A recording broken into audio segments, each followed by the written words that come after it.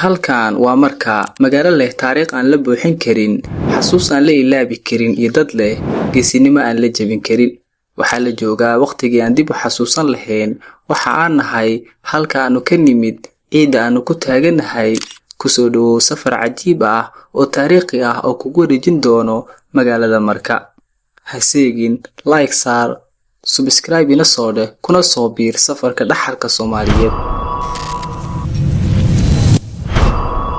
Marka waa magaalo xeebeed qadiimi ah oo ku taala koonfurta Soomaaliya, gobolka Shabeellada Hoose. waa magaalo leh taariikh hodan ah, dhaqan qani ah, halgan geesinimo iyo dhaxal diimeed oo fac weyn.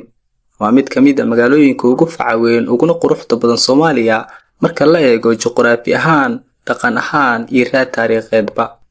xeebaha badweynta India ayay ku taalaa, waxayna ahayd meel ganacsi oo muhiim u ahayd Carabta, Farisiyiinta iyo India. waxaa lagu kala iibsan jiray xoolaha, bunka, haraga iyo qudaarta. Tekeda markaasi waxay ahayd xarun isdhaafsi dhaqameed iyo ganacsi qarniyo badan. marka waxay ahayd xarun lagu barto shareecada, quraanka, xadiiska.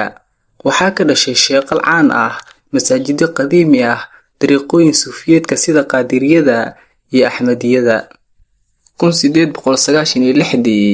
1896 beelaha Soomaaliyeed waxay dagaal culus la gashay gumeysigii Talyaaniga. waxaa dhacay dagaalo foolka fool ah, xasuuq iyo duqeyn. halgankii xorriyadoonka Soomaalida ee ugu dhiig badnaa ayuu ahaa.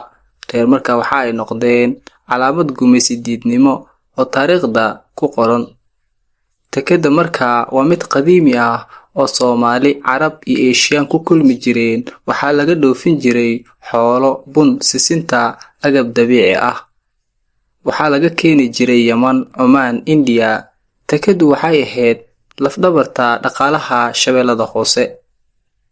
dhaqanka iyo suugaanta iyo quruxda xeebeed, heeso, gabayo iyo majaajilo laga sameeyay Marka.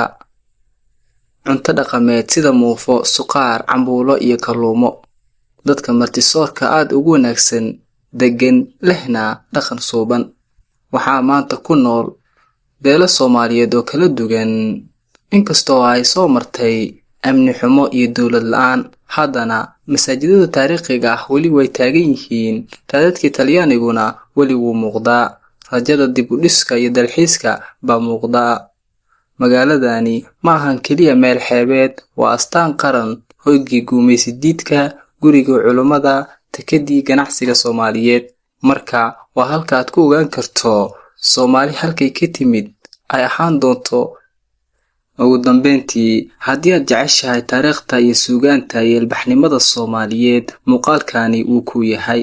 subscribe ku dhufo, like saar, commentiga tag, kuna soo faafi dhaxalka Marka iyo dadka Soomaaliyeed.